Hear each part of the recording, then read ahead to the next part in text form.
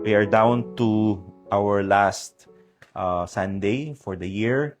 At sabi nga natin, ito rin yung last Sunday ng pag-aaral natin ng Book of Romans. Of course, no, hindi ibig sabihin na hindi na natin siya pag-aaralan in the future.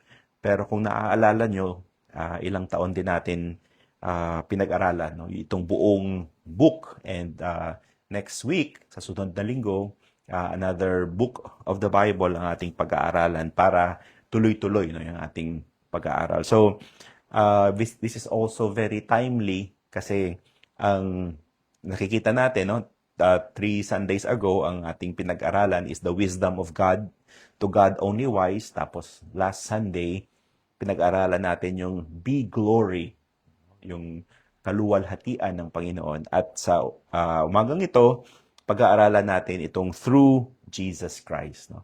So, yun yung mga pag-aaralan natin sa umagang ito. Now, actually, kung titingnan natin, the whole book of Romans, okay, and the whole Bible is about God and the Lord Jesus Christ. So, ito yung titingnan natin sa umagang ito.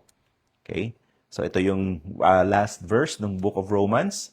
And of course, we will look at the Lord Jesus Christ in the book of Romans. First, punta tayo sa Romans chapter 1, verse number 9. Makikita natin dito sa Romans chapter 1, verse number 9, that the gospel is about Jesus Christ. Paul's gospel, ito yung mabuting balita na pinreach ni Apostle Paul na kanyang ibinahagi sa lahat. Anong mabuting balita? What is this gospel about? It's about Christ. Okay? Siya po yung center ng gospel. Wala na pong pinakamagandang balita na ating matatanggap at ating mapagkakatiwalaan except the gospel about Jesus, about God Himself. Okay? Ano pa ba yung pinakamagandang balita? So, Romans chapter 1, verse number 9, sabi dito, "For God is my witness, whom I serve with my spirit in the gospel of His Son." So, pag sinabi nating mabuting balita, it is about His Son. It is the gospel of Christ. Okay? So, kumbaga, ang pinakamagandang balita, ang pinakamabuting balita na ating matatanggap, maririnig, is about Jesus Christ Himself. So, sabi natin, normally, no, ang tinitingnan natin pag mabuting balita, so pag sinabi sa'yo, oy, may magandang balita ako sa'yo. So, tinitingnan natin at iniisip natin, what's in it for me? Okay? Ano ba yung makukuha ko dyan sa magandang balita? Kasi if that good news has nothing to do with me, parang hindi yan good news para sa akin. It's just an information. It's just, something na, okay, alam ko. Pero it's not good news for me. So, for example, kunyari, no, may, di ba, yung sa mga raffle, di ba, pag may mga Christmas, may mga grand raffle, may mga first prize. So, kunyari, yung isang tao sabi, "Uy, may good news ako sa'yo, nanalo ako ng first prize, 1 million." Okay? So, para sa kanya, that's good news. Pero para sa'yo, that's just information. No? Kasi nga, you have nothing to do with the prize. Hindi ka naman niya bibigyan ng percentage or porsyento doon or hahatian ka niya ng premyo. Hindi naman eh. So, kumbaga, ganun yun, no? So, sa atin, pag sinabing mabuting balita, ang good news, ang gospel ay mabuti sa atin because it has something to do with what we really need most. Ano ba yung ating kailangan talaga? So maraming tao, they are, I think, convinced, no, ang kailangan nila pera. So pag pinag-usapan yung pera, parang gandang balita 'yan, no? Pag may bonus, may yung may mga additional benefits, no? Magandang balita yan, blessing yan. So, yan yung definition or, say for example, it's about kung ano man yung makaka-benefit tayo, no? Is it property? Is it promotion? Is it trabaho? Is it material things? So, yan yung perception natin, no? Or, kunyari, tayo ay may sakit, tapos bigla tayong sinabihan na, uy, gumaling ka na. So that good news, no? Kasi nga, minsan yun yung iniisip natin na this is what we really need. Healing or pagkaayos ng mga nasirang mga relasyon or whatever. Pero dito sa Bible, ang pinaka magandang balita na ating matatanggap ay it's about Jesus Christ. Because kung meron man tayong pinakakailangan sa ating buhay dahil tayo'y makasalanan, tayo pupunta ng impyerno dahil sa ating kasalanan, ito po ay ang kaligtasan ng ating kaluluwa. At wala na pong ibang makakapagligtas sa atin except the Lord Jesus Christ. No, maraming tao, alam nyo yung kanilang kaligtasan, kung ano yung kanilang magagawa, no? May napanood akong parang movie na yung kung paano bini-brainwash, no, ng mga Muslim, yung mga extremist, na kung gusto nilang mapunta sa kanilang langit, kung ano man yung langit, nirvana ang tawag nila doon, or whatever, kailangan silang mamatay. So yun, kailangan may mga suicide bomber, they would put on yung mga bomba, tapos papasabugin, tapos ang iba mamamatay, tapos sila din mamamatay kasi pinupromisahan sila na pag ginawa nila yon, sila ay pupunta ng langit. Di ba? Parang ikaw yung gagawa ng paraan para ikaw ay maligtas. Pero sa atin, hindi ganun. Ang pinakamabuting balita is about Christ. So kaya, in the book of Romans, makikita mo, the gospel is Christ. Siya yung mabuting balita. Siya yung laman.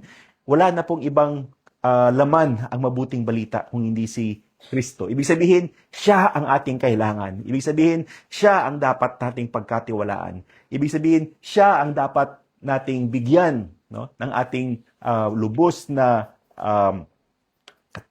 tiwala at dependence. So, yan po yung Romans 1:9. And then, punta tayo dito sa Romans 15. Romans chapter 15. Romans chapter 15 in verse number 19. Okay, Romans chapter 15, verse number 19. Babasahin ko sa inyo, no? Through mighty signs and wonders, by the power of the Spirit of God, so that from Jerusalem and round about Illyricum, I have fully preached the gospel of Christ. So ito yung naging passion ni Apostle Paul. Ito yung naging trabaho niya. Ito yung naging mission niya, no? Na sa lahat ng kanyang pupuntahan, anumang lugar, anumang nation yun, ang kanyang isisiwalat, ang kanyang ipipreach, ay ang tawag niya, the gospel of Christ. Okay, ang mabuting balita ni Kristo. Kumbaga, wala na siyang ibang pinipreach. Kaya, kung babasahin mo, no, sabi niya, we preach Christ.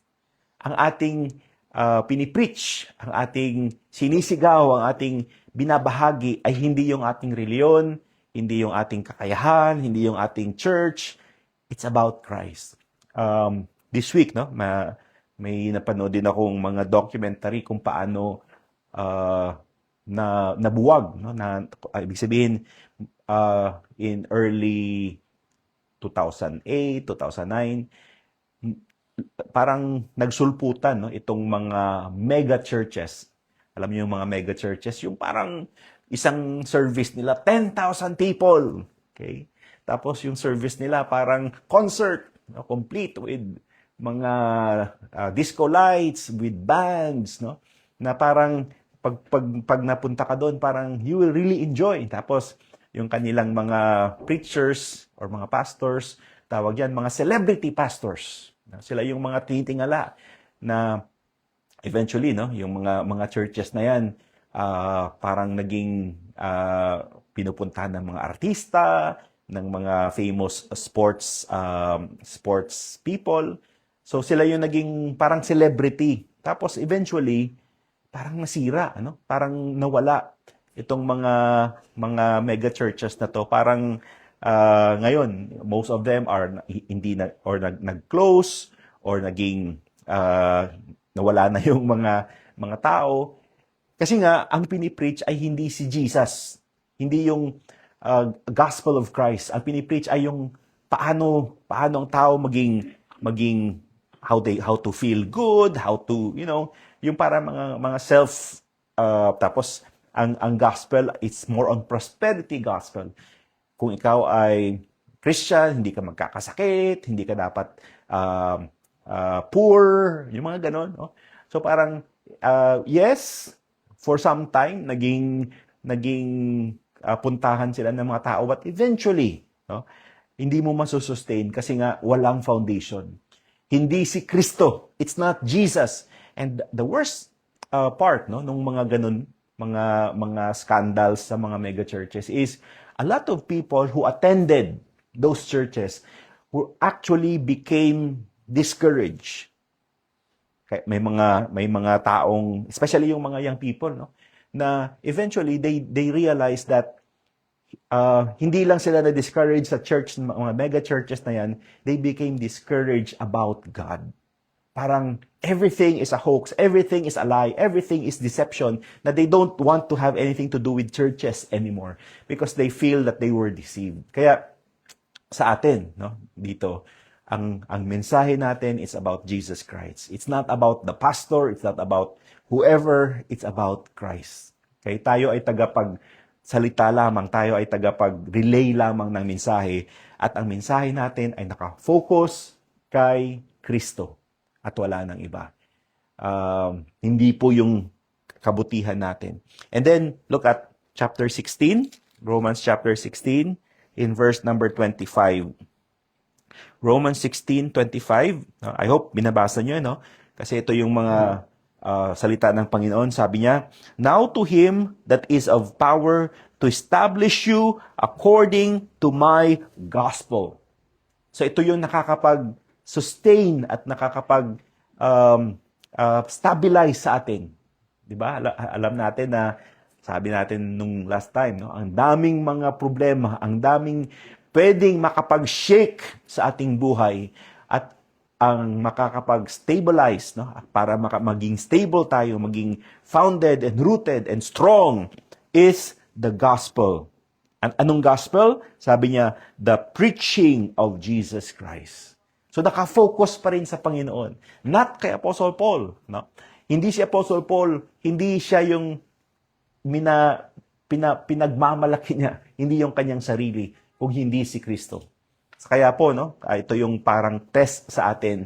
Pag merong pastor or preacher, kung ano man yan, na pag nagpipreach, kanyang sarili or sino man yung kanyang pinagmamalaki at hindi si Kristo, naku, mag-isip-isip na tayo. Kasi the gospel is about Christ.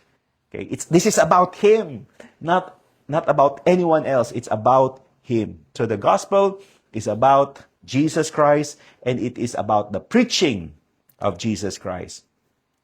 And then, sa book of Romans, pinakita din sa atin ni Apostle Paul kung sino ba si Kristo. Who is Jesus Christ? Siya ba ay teacher? Siya ba ay prophet?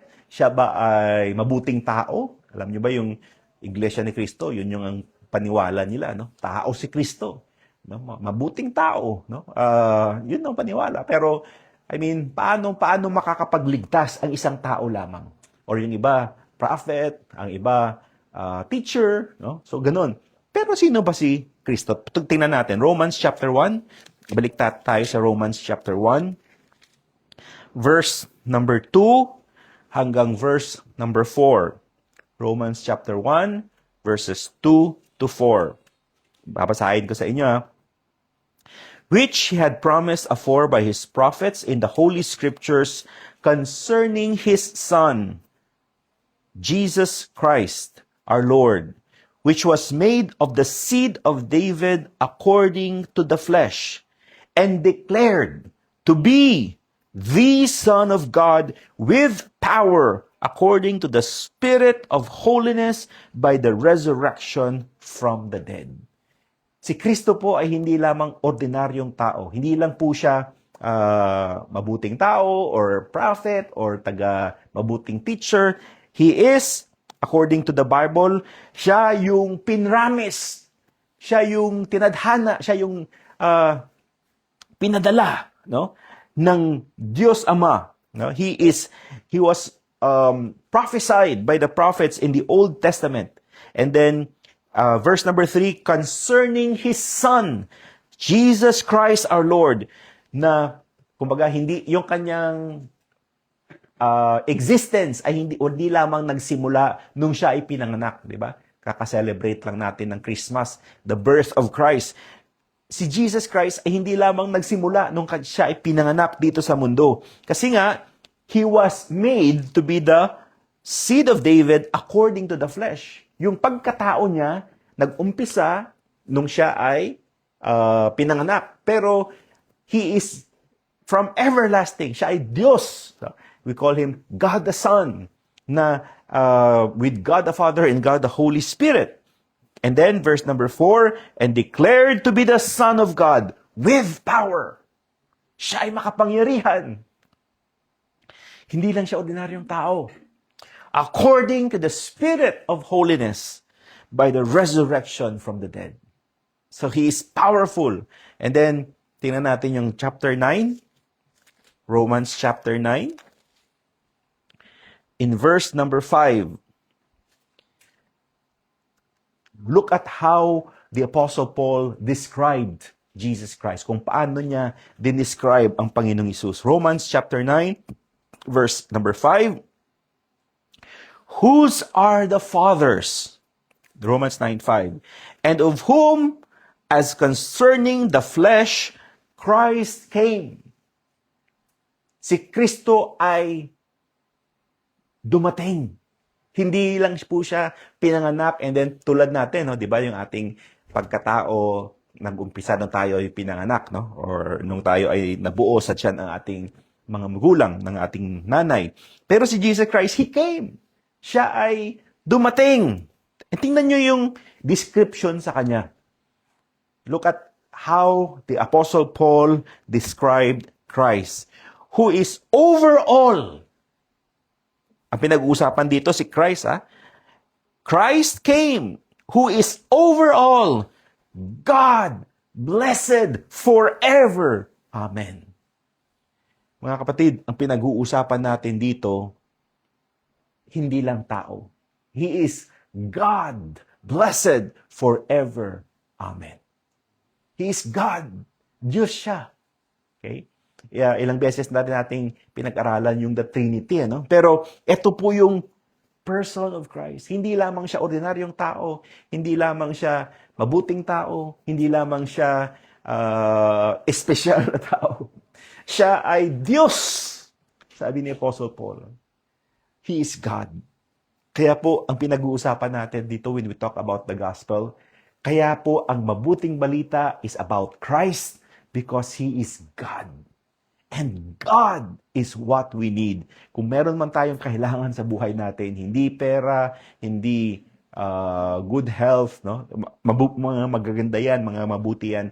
Pero ang totoong kailangan natin ay ang Panginoon. Because siya lamang ang makapagbibigay ng totoong happiness, saya, at satisfaction sa ating buhay. Kaya, the gospel is about Christ because He is God.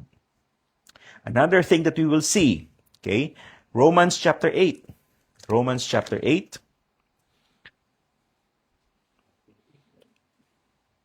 Romans chapter 8 in verse number 3. Romans chapter 8 in verse number 3. So maraming tao, no, yung nagsasabi na, alam mo, kung gusto mo maligtas, gumawa ka ng mabuti. Sundin mo ang mga sinabi sa batas. Okay? Tingnan nyo yung verse number 3. Romans chapter 8 verse 3. For what the law could not do. Ano ba yung hindi magagawa ng batas? Ano ba yung hindi magagawa ng mabuting gawa? Alam nyo kung ano? Ang iligtas tayo. Hindi tayo maliligtas ng mabuting mga gawa or ang pagsunod natin sa batas.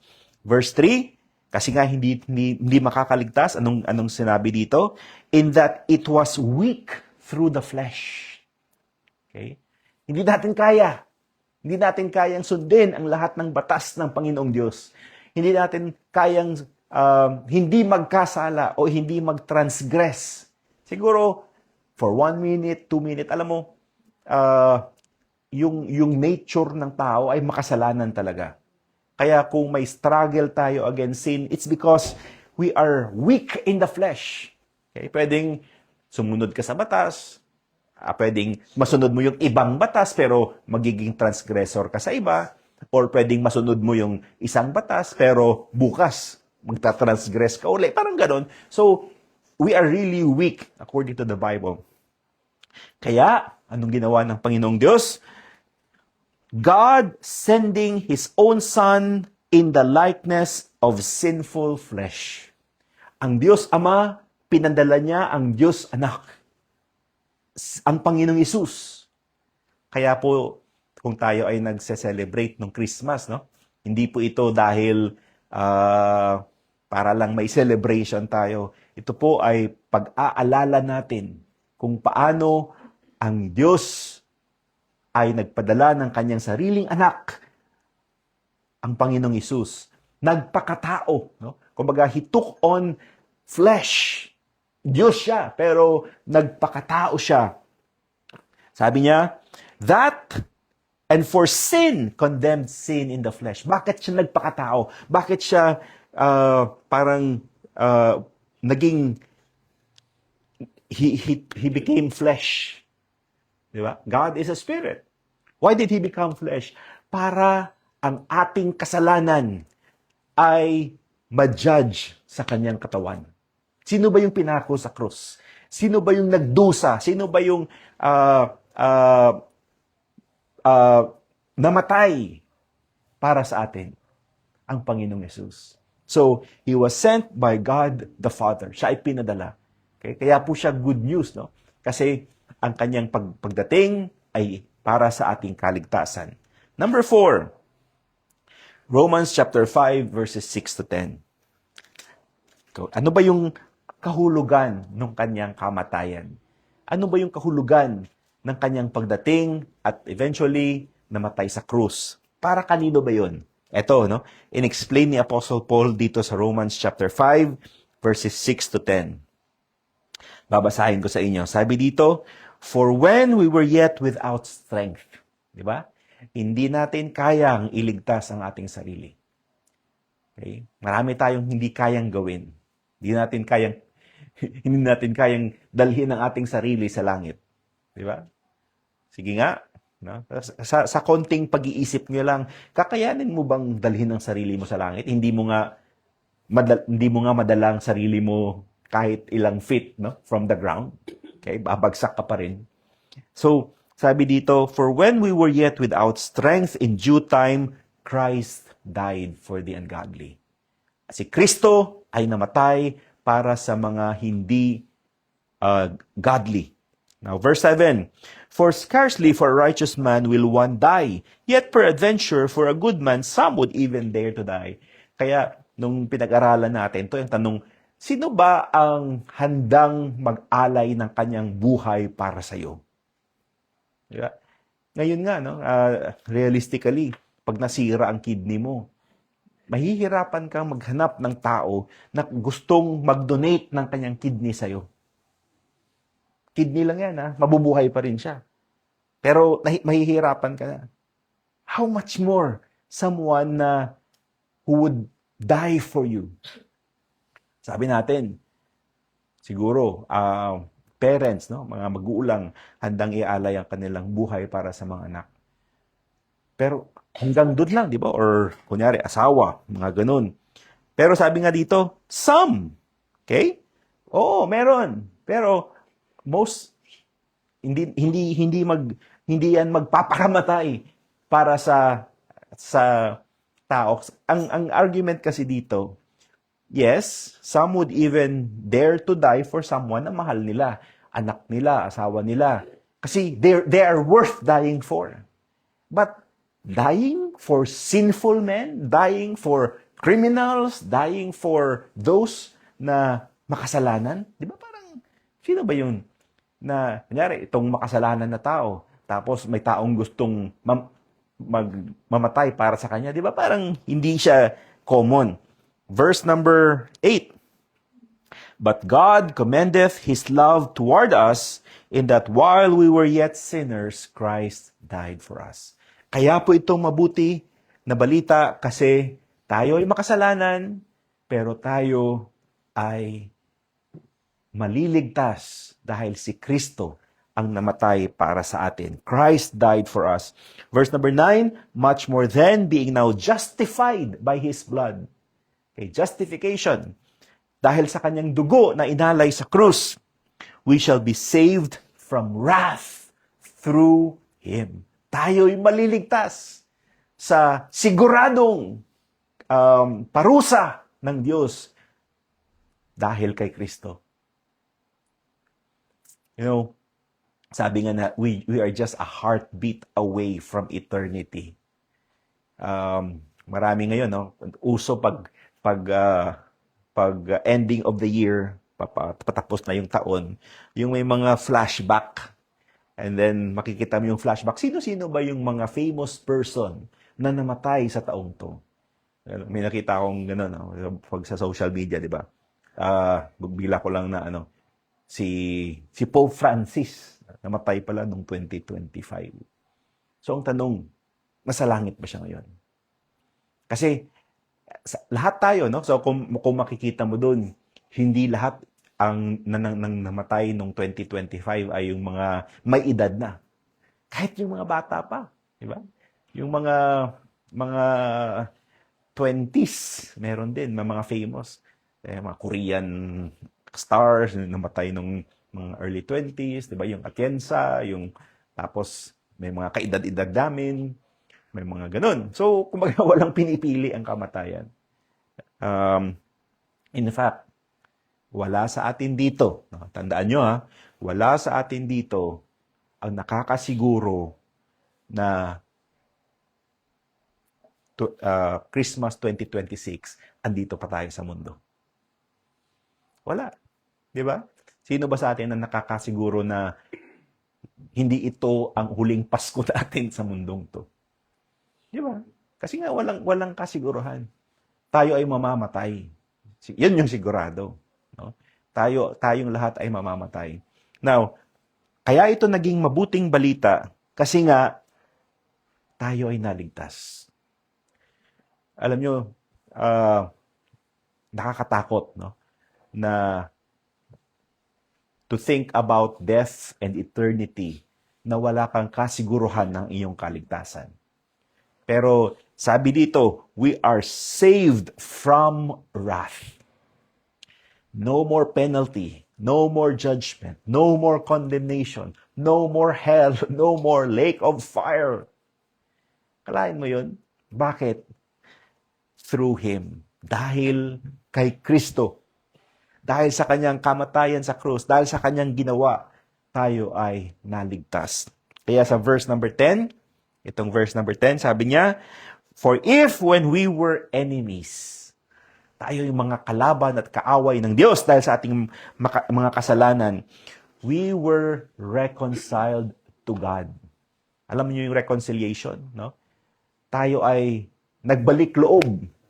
Ano ba yun? Pag nagbalik loob ka, kusa ba yun? Nasabi, Lord, tanggapin mo ako uli.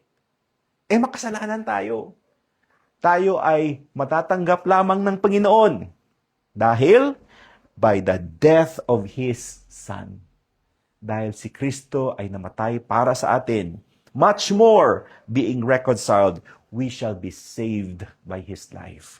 Yung kanyang perfect life na inimpute sa atin in spite of our sinfulness, yun yung nagligtas sa atin. Hindi yung ating buhay, hindi yung ating nagawa, hindi yung ating mga mabubuting ginawa. It's about His good works na ibinigay sa atin. His perfect life. His death on the cross. Yun yung nakaligtas sa atin. Kaya tinawag itong the gospel of Jesus Christ. The gospel of Christ. Kasi mabuting balita about Christ. The next thing that we can see, chapter 4. This is very important. Chapter 4, verse 25. Chapter 4, Romans 4:25, who was delivered for our offenses. Kalain mo yun? Bakit namatay ang Panginoong Yesus? Bakit siya namatay sa krus? Dahil sa atin. Dahil sa ating mga kasalanan, offenses, yung kasalanan natin, yung nagawa nating mga kasalanan, siya ang namatay. And then, He was raised again for our justification, para tayo'y maligtas sa ating mga kasalanan. Kaya it's about Jesus, okay? Not about us. Okay, number 5, Romans chapter 6. Romans chapter 6, verse 23. Romans 6:23. For the wages of sin is death. Ang bayad ng kasalanan ay kamatayan. Kaya po, ang Panginoong Hesus ay namatay para sa atin, para bayaran ang ating kasalanan.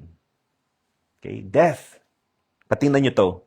But the gift of God, ang regalo ng Diyos, ay buhay na walang hanggan through Jesus Christ our Lord.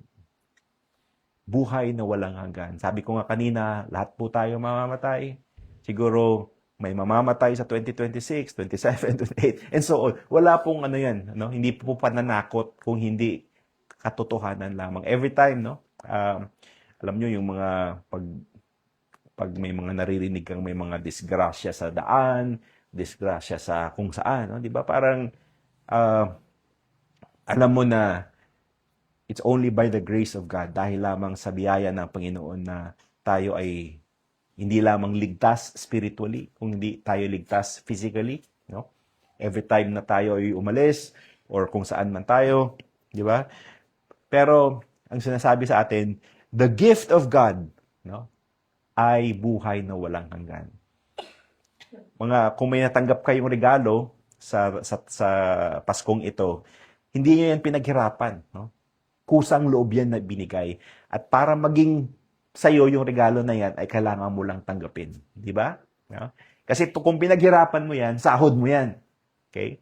Ang sahod, hindi po regalo, ha? Iba yung regalo, iba yung sahod. Kung makikita nyo sa verse 23, wages of sin is death. Ang bayad ng kasalanan ay kamatayan. Yun po yung deserve natin. Yung kamatayan, hindi lamang kamatayan physically, kung hindi kamatayan eternally in the lake of fire. That's what we deserve. Yan yung bayad sa ating kamatayan. Pero yung kaligtasan ay regalo. Okay, tatandaan nyo kasi kahit mga bata, si Ira, si Toby, can understand this, Maintindihan na ang kaligtasan ay hindi natin binabayaran. Hindi natin pinagtatrabahuan. Ito ay tinatanggap natin kasi ito ay regalo. Pag regalo, libre. Pag regalo, ibig sabihin, hindi mo babayaran, hindi mo ipagtatrabahuan. Ito ay dapat mo lang tanggapin. Okay? Yan po ang katotohanan. Okay? So, ibig sabihin, pag may nagsabi na gusto mo maligtas, gusto mo mapunta ng langit, dapat gumawa ka ng mabuti. Dapat gumawa ka ng ganyan-ganyan. Dapat magbigay ka ng ganyan-ganyan. Hindi po yan ayon sa salita ng Panginoon. Dahil according sa salita ng Panginoon, ang kaligtasan ay regalo. Ibig sabihin, tanggapin mo lang. Manalig ka lang sa Panginoong Hesus. But that's how you receive it by faith. Tanggapin mo lang. Tanggapin mo ang Panginoong Hesus bilang siya ang iyong patagapagligtas, hindi ang iyong sarili. So, the gift of eternal life. Ito po yung pinakamagandang regalo na ating matatanggap sa buong buhay natin. Okay? Hindi lang pera, hindi lang bahay, kotse. Ang pinakamagandang regalo ay ang regalo ng buhay na walang hanggan. Kasi ito, hindi lamang dito sa mundo, kung hindi in eternity. Kaya po nakakatakot, Nakakatakot yung mga taong hindi na nanampalataya sa Panginoong Hesus. Kasi wala silang kasiguruhan ng kanilang kaligtasan. Dahil ang kanilang pinaniniwalaan para makapagligtas sa kanila ay ang kanilang sarili, ang kanilang good works, ang kanilang reliyon, at hindi ang Panginoong Hesus. Okay? Kaya po tinawag siya na mabuting balita dahil regalo. Sino bang ayaw ng regalo? Okay? Sino ba sa inyo yung pag binigyan ng regalo, ay ayoko niyan? Yeah. Sa iyo na lang yan. Okay?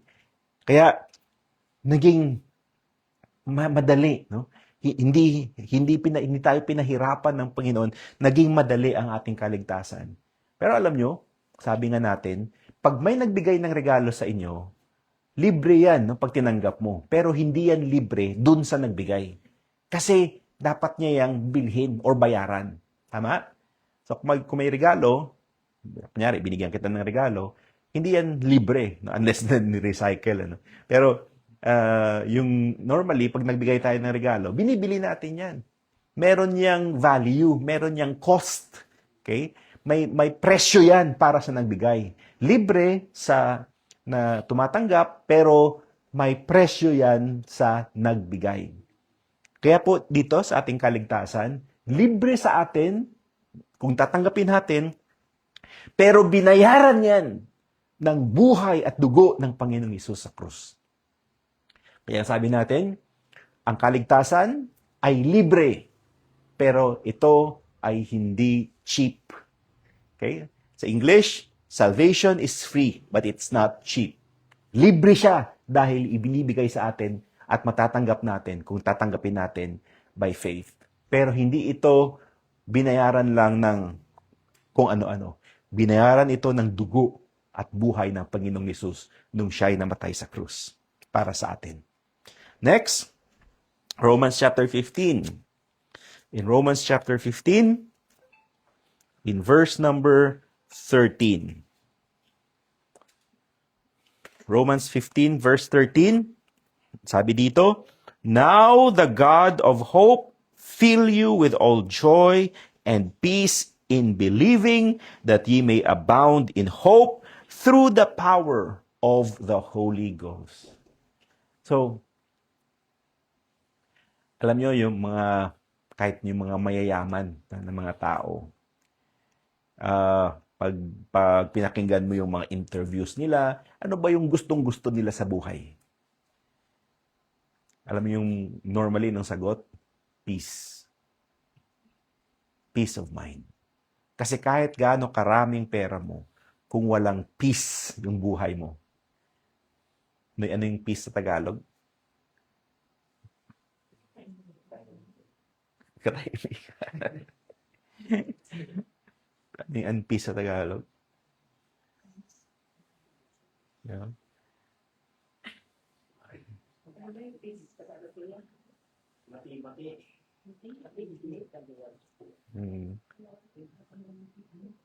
Glory yan, di ba? Yung peace, no? Yung parang, sabi yung peace of mind, ano ibig sabihin nun? Kapayapaan. Yan. Kapayapaan. Mapayapa ang iyong isip, ang iyong puso. Di ba? Kahit gaano ka pa kayaman, kung wala ka peace of mind, di ba? Hindi ka makatulog, wala kang, parang ang gulo, no? Ng buhay mo.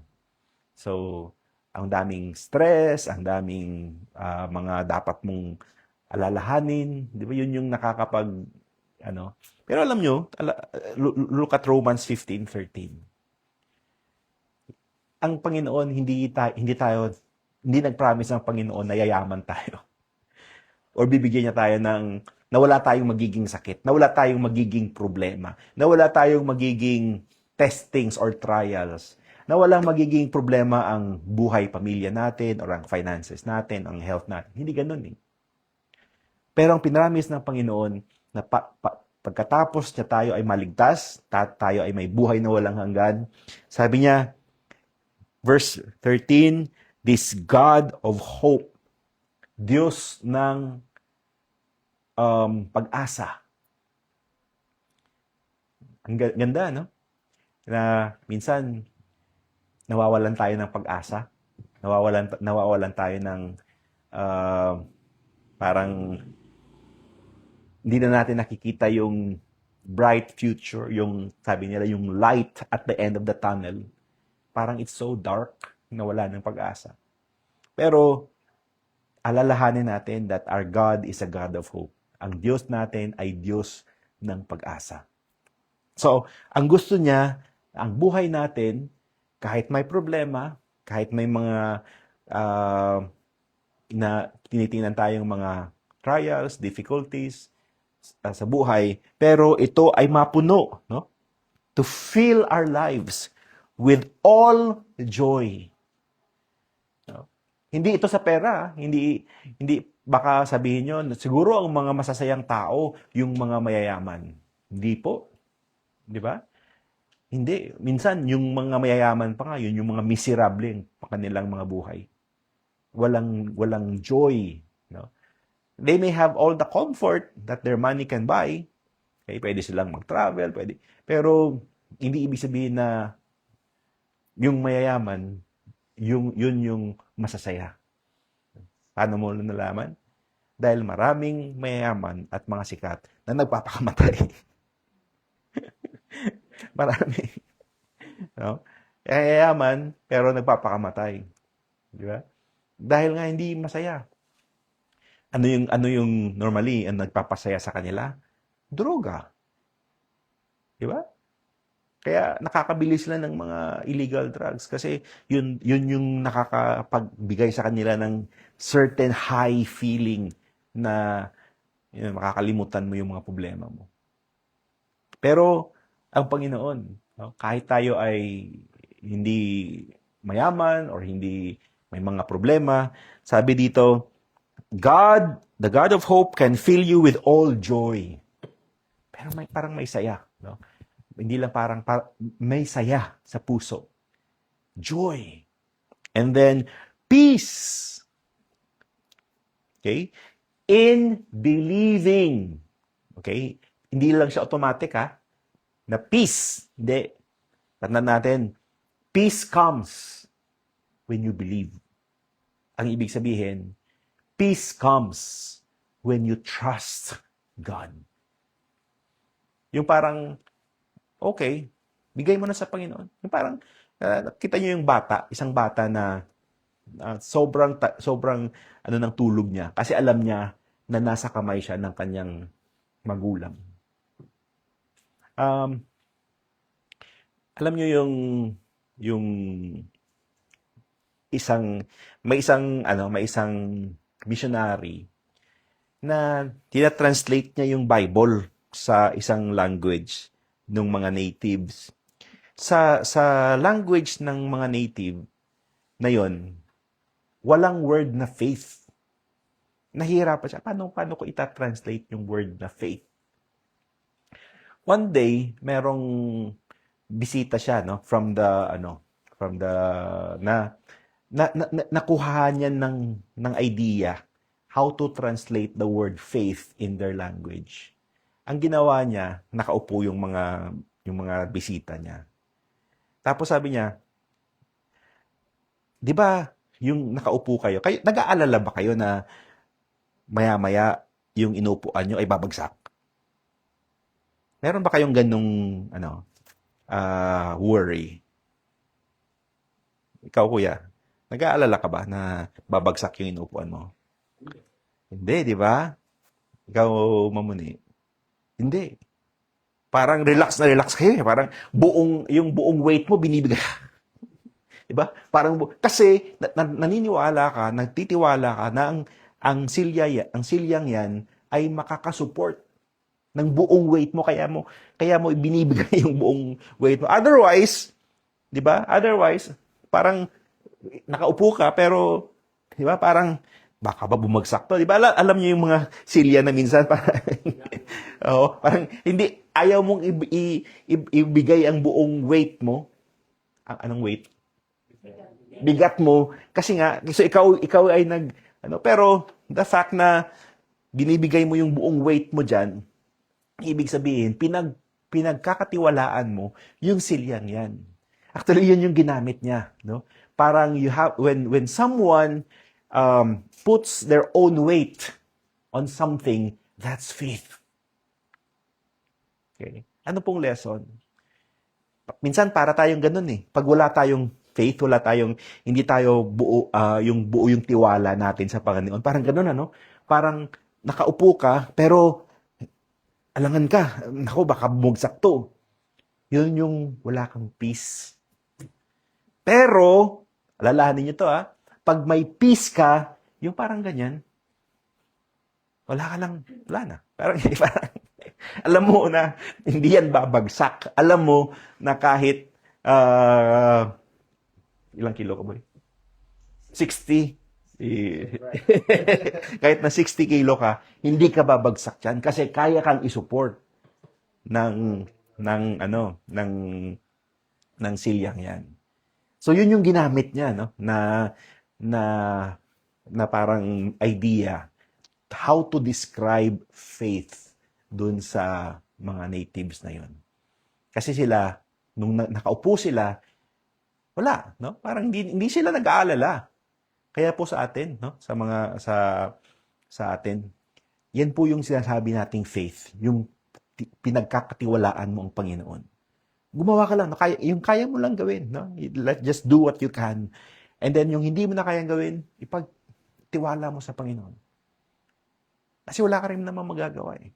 And then, ang sinasabi dito, siya ay mapagkakatiwalaan. Okay? Mapagkakatiwalaan natin siya.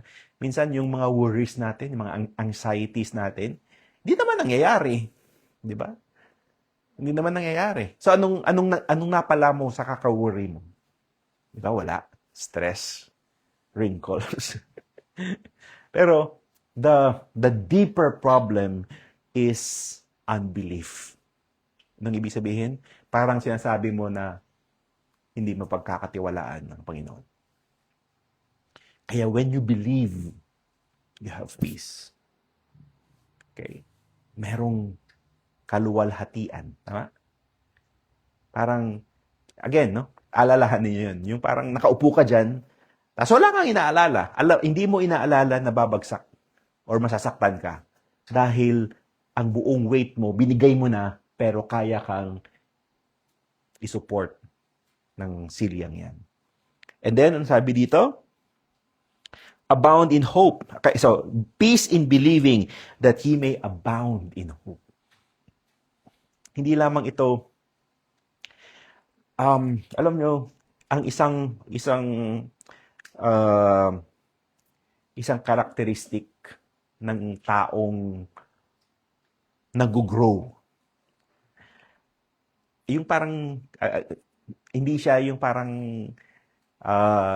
tawag natin yan, optimistic, no? Optimistic or pessimistic. Itong tatandaan nyo, no? Maraming tao, nasabi nila, dapat you have a positive life view. Positive life view. Parang ganun, point of view, positive. Pero, I think, and this is what others would say, it's about having a hopeful stance. Anong ibig sabihin? Yung parang, yung default mo, no? Yung stance, yung tindig, hindi lang yung view. Yung stance mo talaga ay hopeful. Hindi lang positive. Because you have God, you have the Lord backing you up. Okay? Ang Diyos yung nagpo-protect sa atin. So, ang ating life stance is always hopeful. Ibig sabihin, may pag-asa. Ibig sabihin, hindi tayo yung parang negative. Yung parang pessimistic tawag nila dyan, ano? So, hindi lang po ito having a positive view. It's having a hopeful life stance. Na parang, sige, kahit anong mangyari, dahil may Panginoon ako, dahil may Diyos ako, I am hopeful. Kung ano man yung ibigay niya, I will be hopeful. May basis ba yun? Romans 8:28. For we know that all things work together for good to them that love God, to them who are the called according to His purpose. Ang ibig sabihin, kahit patayin pa ako ng Panginoon, may plano siya. Okay? Kaya niyang i-turn yun into something good for my good and for His glory. So, anong dapat kong alalahanin? Diba? So, having a hopeful life stance. Hindi lang point of view. Kundi, yun talaga yung default. Hope.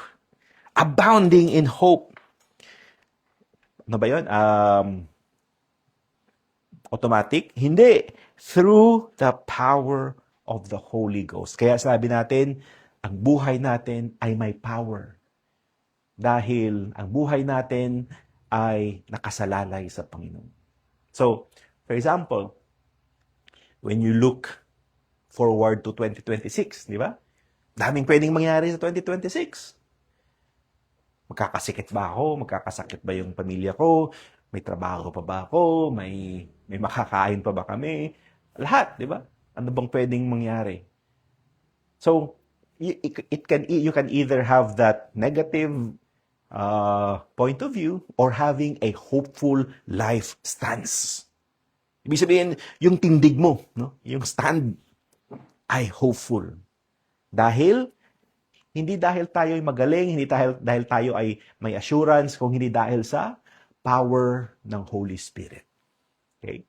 Through the power of the Holy Spirit. And then finally, the last is Romans chapter 15, verse 20. Yea, so have I strived to preach the gospel, not where Christ was named, lest I should build upon another man's foundation. Nakita natin kung paano tayo niligtas ng Panginoon, kung sino ang Panginoon para sa atin, at kung paano ang gospel is about Christ. So, ano yung response natin? Kumbaga, the response of a life that is full of hope, full of joy, and full of peace is this. Gusto ko din tong i-share sa ibang tao. Gusto ko rin tong marinig ng mga taong hindi pa nakakarinig sa Panginoong Hesus. Gusto ko rin tong marinig ng iba na nawawala ng pag-asa sa buhay, nawawala ng peace sa kanilang pag-iisip, nawawala ng joy sa kanilang buhay. So, mga kapatid, this is a time when all of these things will make us rededicate our lives to know Him and to make Him known more. Kumbaga, hindi ito nagtatapos na masaya tayo, hopeful tayo. Ito ay mako-convert sa isang rededication. Panginoon, gamitin niyo po ang buhay ko sa susunod na taon. Kung bibigyan niyo po ako ng more days dito sa mundo, sana po ay magamit ko ito para patuloy ko kayong makilala at patuloy ko po kayong mapapakilala sa iba. That's the purpose ng ating mensahe sa umagang ito. For the Apostle Paul, he did not stop na siya ay ligtas, siya ay puno ng pag-asa. But itong mga katotohanan na kanyang pinaniniwalaan, ito yung nag-push sa kanya, nag-motivate sa kanya, nag-inspire sa kanya na kailangan itong malaman ng iba. Kailangan itong makita ng iba na walang ibang makakapagligtas sa kanila kung hindi ang Panginoong Hesus. Siya ang mensahe. Siya ang mabuting balita. Siya ang kailangan natin at ng buong mundo. Kaya ito po yung final natin na mensahe.